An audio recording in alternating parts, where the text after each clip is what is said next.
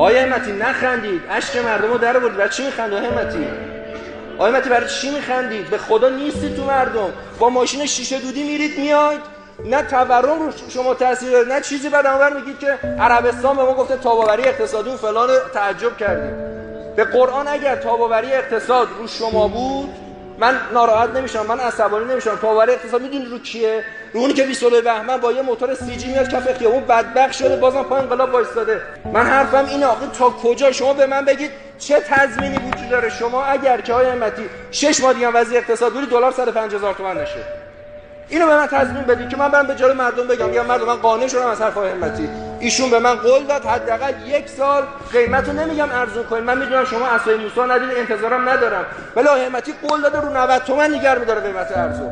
نه اینکه دوباره از اینجا بریم بیرون دوباره همه چی افزایشی باشه قیمتاش.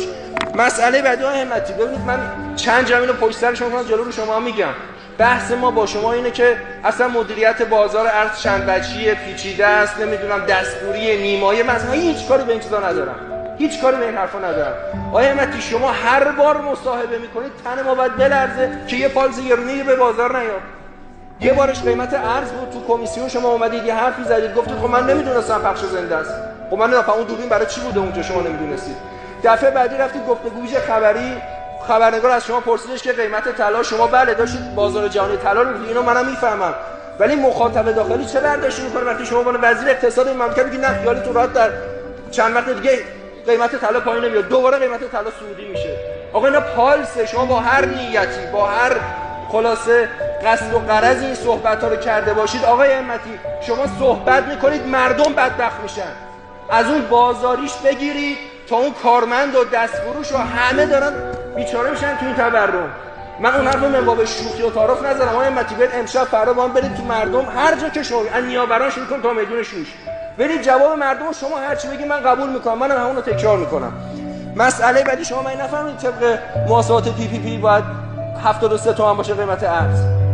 خب الان چرا 92,500 این 19,500 تومن چرا بالاتره؟ شما کف دادید برای قیمت دلار دیگه. لطفا به من بگید چرا 19,500 تومن تا الان بالاتره؟ حالا تا یه ساعت دیگه چقدر باشه رو خدا میدونه. دیگه چیزی که خود شما میگید 73 تومن من میگم باشه 73 تومن، چرا الان 92,500؟ یه نکته دیگه هم خدمت شما خواستم عرض بکنم، اونی که بحث من برای استیضاح شما یه همتی فراتر از عمل کرده این 6-7 ماهه. 2 تا مسئله دیگه هم دارم. یک، جایگاه مجلس باید احیا بشه. اون از رأی فله‌ای و اشتباه تمام وزرا تا جایی که یکی از معاونین رئیس جمهور اومد به خود ما گفت آقا ما دیگه انتظار نداشتیم به همه رأی بدید، ما 2 تا رو گذاشتیم که مجلس بندازیم گردن مجلس.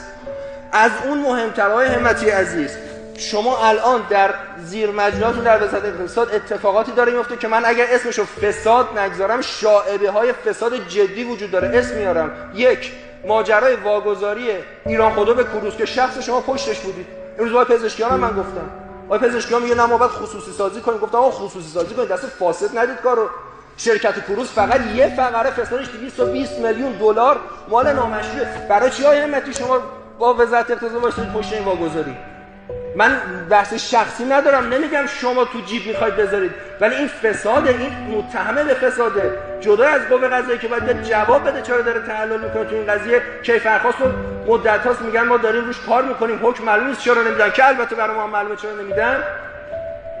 من میخوام بگم چرا شما با میسید پشت این واگذاری؟ ما سالمتر از کروز نداریم ایران خودرو رو بیاد دست بگیره. والله من موافق خصوصی سازی ام، بدید برای ایران خودرو، ولی به آدم اهلش بدید، نه کسی که این همه شایبه در ارتباطش وجود داره. مسئله بعدی خانم زهره عالیپور تو سازمان خصوصی سازی.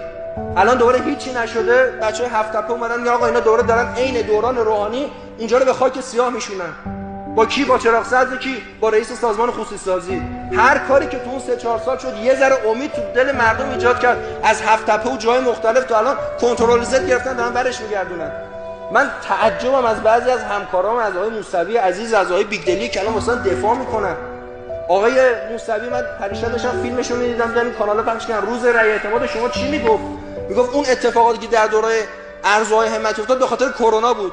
خیلی هم عالی. الان که کرونا نیستش چرا تو 6 ماه از که 40,000 تومان افزایش قیمت داشتیم؟